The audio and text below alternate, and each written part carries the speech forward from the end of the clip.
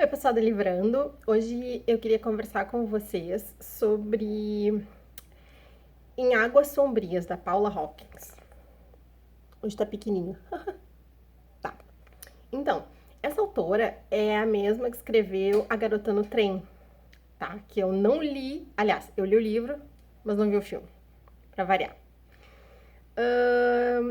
Nesse livro aqui, nós temos a mesma estrutura narrativa, que eu acho muito legal que ela usa, que é o fato dela fazer parágrafos curtos e cada parágrafo ser contado por um personagem diferente, ser narrado por um personagem diferente. Eu acho legal porque assim a gente tem vários pontos de vista, né, sobre a história, enfim, é a mesma estrutura, tá? Aqui nós temos assim a Júlia, que tem uma irmã chamada Daniele, e um dia a Júlia recebe uma ligação dizendo que a Daniele se suicidou. E ela precisa voltar para a cidadezinha do interior da Inglaterra, onde elas viveram muitos anos. E a Júlia, ela é uma criatura toda traumatizada. Ela é toda errada, toda errada.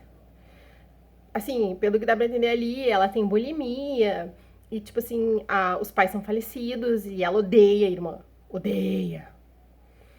Porque ela considera que a irmã fez uma coisa imperdoável com ela, quando ela tinha 13 anos e a irmã 17, e ela nunca conseguiu perdoar, enfim. Aí a Júlia chega na cidade. A irmã dela tem uma filha de 15 anos, a Lena, que é uma guria, assim, totalmente revoltada. E aí, como é que eu vou explicar? A coisa começa a se desenrolar, né? Ela volta pra cidade, ela começa a reencontrar pessoas ali do passado da cidade, relembrar os acontecimentos traumáticos que ocorreram com ela ali, o porquê dela odiar a irmã. Ao mesmo tempo, ela tem certeza que a irmã não se matou. Porque a irmã não era o tipo de pessoa que pudesse cometer suicídio. E aí, a história vai se desenrolando com a investigação do suicídio. A cidade onde tudo se passa é uma cidade chamada Beckford.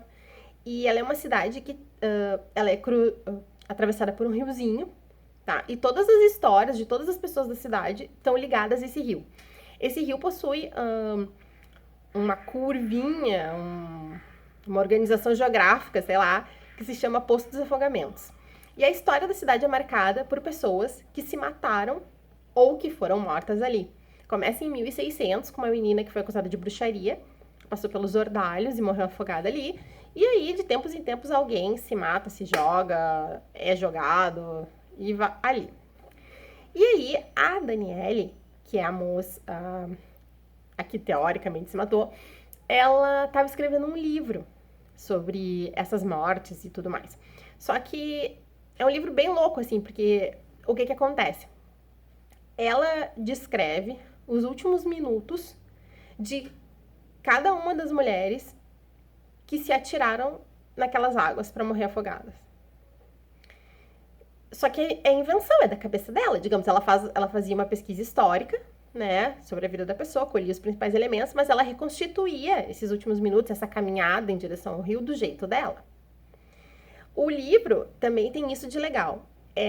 Os capítulos são entremeados com capítulos do livro dela, né? Então, assim, tu fica sabendo um pouco sobre a história da cidade, sobre a história dessas mulheres que estão sempre ali rodando tudo que acontece na cidade, sabe? E aí, um tempo antes da Daniele, uma menina chamada Cat havia se matado nesse rio. E ela era muito amiga da Lena, muito mesmo.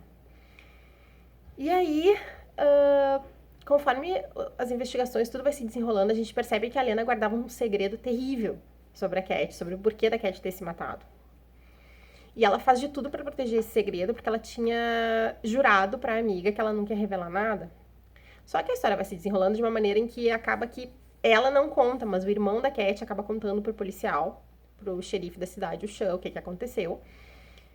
E aí, a partir do momento em que eles desvendam o suicídio da Cat, que foi motivado por amor, ela se apaixonou por um professor, o professor se apaixonou por ela, mas ela tinha 15 anos, o professor tinha 29, e aí vocês imaginam. E ela se matou para evitar que o professor fosse perseguido e preso. Na cabeça dela, ela era a prova do que aconteceu. E se não existisse prova, ele não poderia ser condenado.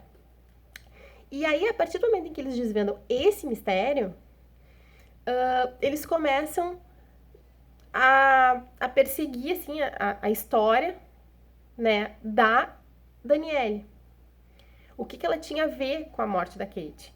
E aí, a gente tem a mãe enlutada, que não entende porque a filha era perfeita, a Kate era linda, era educada, era querida, era boa aluna, ou seja, e a mãe nunca podia sonhar que tudo isso ia acontecer na vida dela, que ela tinha essa vida. E ela foi contra a Danielle escrever o livro, porque ia ter um capítulo sobre a Kate e ela não queria que a filha dela aparecesse nesse livro. A mãe do delegado se matou afogada nesse rio também. E aí a gente descobre ao longo do processo em que talvez essa morte não tenha sido exatamente um suicídio e que talvez o delegado soubesse disso em algum recôndito do cérebro atrapalhado dele. Ele claramente é uma pessoa que sofre de lapsos de memória e tal. Tu percebe assim que tem alguma coisa que aconteceu com ele que travou ele. Aí a gente tem a Júlia, né, que começa odiando a irmã e lá pelas tantas descobre que tudo que ela acreditou a vida inteira era mentira e ela precisa reconstruir esse relacionamento com a irmã, sendo que a irmã agora tá morta. E, enfim, temos todos esses personagens, assim, eu não quero tirar a graça da leitura, né, mas vou dizer pra vocês que, bom, ela não se afogou por vontade própria. Mas pra saber quem fez e por que fez, acho melhor deixar vocês lerem o livro. Se eu continuar contando, vai ficar meio na cara, assim. Aí eu entro nessa crítica, assim. Primeiro que eu achei, assim, uma coisa repetitiva nas duas histórias. Na Garota do Trem, a gente tem uma ex-mulher alcoólatra que não superou o divórcio, que persegue o ex-marido e que tem... acredita que a vida dela foi toda de um jeito, até que lá pelo... sei lá, quando o livro já tá em 2/3, assim, ela começa a descobrir que as memórias que ela tem, na verdade, não são corretas, que ela interpretou aquilo errado, que o marido botou aquilo na cabeça dela, enfim, ela descobre que não era nada do jeito que ela se lembrava, e dali a história começa a desenrolar. Aqui a gente tem esse mesmo recurso. A Júlia cresceu acreditando que ela foi estuprada pelo namorado da irmã, que a irmã sabia, e que a irmã tentou afogá-la no rio. Porque nesse dia em que ela foi estuprada, ela tentou se matar se afogando no rio. E a irmã salvou ela. Mas ela acha que a irmã, na verdade, primeiro socou ela dentro do rio e depois se arrependeu e tirou ela dentro do rio. E sabia que o namorado tinha estuprado ela e resolveu proteger o namorado e não ela. E era esse o motivo dela odiar a irmã. Só que ela nunca, numa vida inteira, tipo assim, já 20 anos depois, sei lá, ela nunca conversou com a irmã sobre esse assunto. Nunca. Ela nunca falou pra irmã, fui estuprada pelo teu namorado e tu não me defendeu, eu te odeio. Sei lá. E aí, lá pelas tantas, ela descobre que a irmã não sabia de nada. Que todos os comentários que a irmã fez e que ela interpretou nesse sentido não tinha nada a ver. E daí, o uso desse recurso, de uma pessoa ter uma memória de uma coisa e depois de uma vida inteira, quando já não era mais possível fazer nada a respeito, descobrir que a memória estava errada, isso eu achei meio repetitivo, assim. Também achei que o clímax do livro não é dos mais clímax. Assim, eu li, né, fui lendo e tal, e lá pelas tantas, tudo apontava para um personagem. E tá, se tivesse sido ele mesmo, estaria tranquilo, assim, porque a explicação era boa, tava tudo bem conectadinho. Mas quando chega o momento desse cara ser preso, a maneira como ela quer dar a entender que talvez não tenha sido ele é muito óbvia. E aí fica claro que, na verdade, não foi exatamente como tu até agora estava achando. E aí, ou não, eu particularmente estava achando esquisito desde o começo, mas é porque eu, sei lá, leio bastante desse tipo de livros e já tenho uma certa experiência com essas tramas e tal. Enfim, se vocês também são fãs de livros detetivescos, vocês também vão achar que o negócio tá estranho. Então, assim, ficou o clímax da história, pra mim, ficou um pouco prejudicado, assim, sabe? Eu achei que ela podia ter feito de um outro jeito, talvez tentado aprimorar melhor o mistério, enfim. Mas o livro não é ruim, tá? E pra quem gostou da Garota no Trem, vai gostar desse aqui, com certeza.